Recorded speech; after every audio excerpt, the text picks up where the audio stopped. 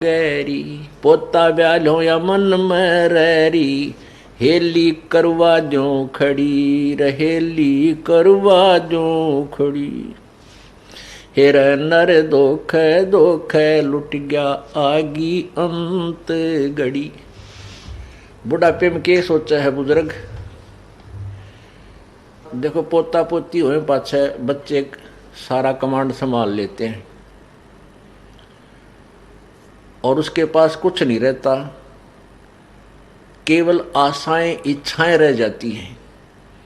तो क्या सोचता हो बूढ़ा कि भगवान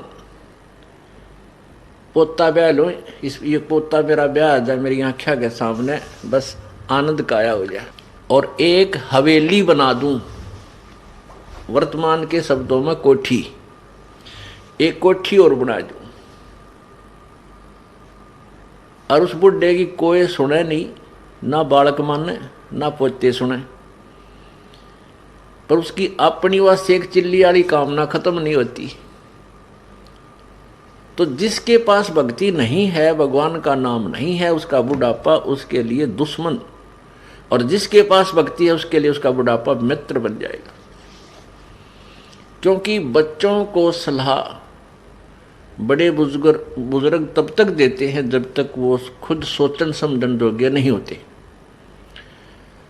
और ये भी हमें भगवान के तत्व ज्ञान से ये भी हमें पता चल जाता है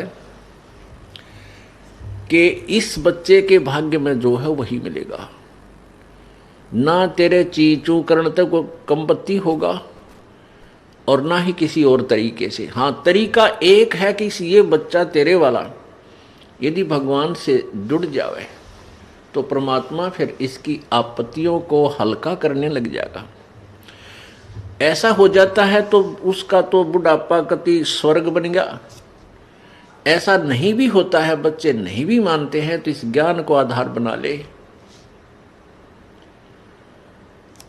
अपनी भक्ति में बाधा नहीं आने दे। बच्चे युवा हो जाते हैं और बाल बच्चेदार हो जाते हैं तो वो बालक नहीं रहते, वो बहुत सोच समझ के कदम उठाते हैं। लेकिन बुजुर्ग ने सोचा है बूढ़ा कि यू नाश करेगा, बस यू यहाँ काम बिगाड़ेगा, मेरी मानता नहीं। अपने समय में जैसे बचपन था हमारे, जब उस समय कुछ और माहौल था, और तरह की व्यवसाय था। अब इस उम्र में हम 68-60 साल के हो गए, 58 वर्ष के, अब कितना परिवर्तन हो गया। अब हम बच्चों को उस अपने पुराने हिसाब से सेट करा तो कैसे होंगे? हमारी सोच तो 50 वर्ष पुरानी है। तो इस दृष्टिकोण से आधी लड़ाई हम आप बना ले बुढ़ले। तो इनको चाहिए जिनको नाम ले लिया, अग बेटा भगवान ने याद रखो और नेक नीति तक काम करो, परमात्मा बरकत जरूर देता है आपके किए कर्म का। और कोई हानि भी होती है तो ज़्यादा होनी हो वह कम में टलेगी, ये नियम है ईश्वर का, और नहीं तो हानि नहीं होगी।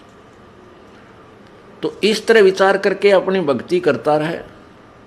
बच्चे कोई सलाह मांगे तो जिसी बुद्धि काम करे दे दे, बेटा मेरी तो इतनी बुद्धि काम करे है, और आप बुद्धिमान हो और भी किसी आपके साथी सहयोगी से सलाह करके इस काम को कर लीजिए। होना है फिर परमात्मा के अधीन, क्योंकि हम उस मालिक के कंट्रोल में हो गए। अब हमें आउट ऑफ लाइन नहीं जाने देगा परमात्मा, जब हम उसकी शरण में हैं, उसके उपदेश ले लिया है, उसके नियमों का पालन कर रहे हैं।